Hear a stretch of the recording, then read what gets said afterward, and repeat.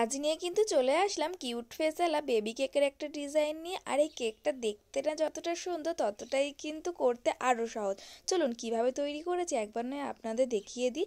আর এই কেকের বেসটা কিন্তু আমি আগেই তৈরি করে নিয়েছিলাম পুরোটা ব্লু কালার দিয়ে, কারণ এটা ছিল কাস্টমাইজ অর্ডারের।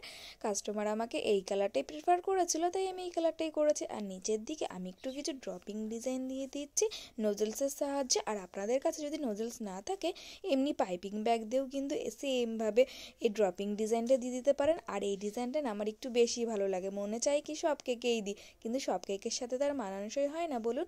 তো আমার ড্রপিংয়ের পরে আমি কিছু স্টিকার কালেক্ট করেছি, এইগুলো এখন কেকের উপর বসিয়ে নেবো। এগুলোও কিন্তু পুরোপুরি ছিল কাস্টমার ডিমান্ডের। কেকের ডিজাইনটা কিন্তু আমার কাছে খুব ভালো লেগেছে। আর এইটাই ছিল কিন্তু আমার ফার্স্ট বেবি কেক।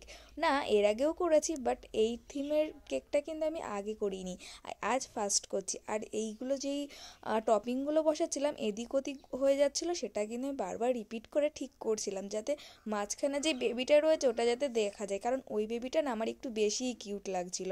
এরপরে আমি কিছু সুগার বল স্প্রিঙ্কেল করে দেবো, তাহলেই কিন্তু আমার কেকের ডিজাইনটা পুরোপুরি কমপ্লিট হয়ে যাবে। সিম্পলের মধ্যে কিন্তু কেকটা ছিল অসাধারণ।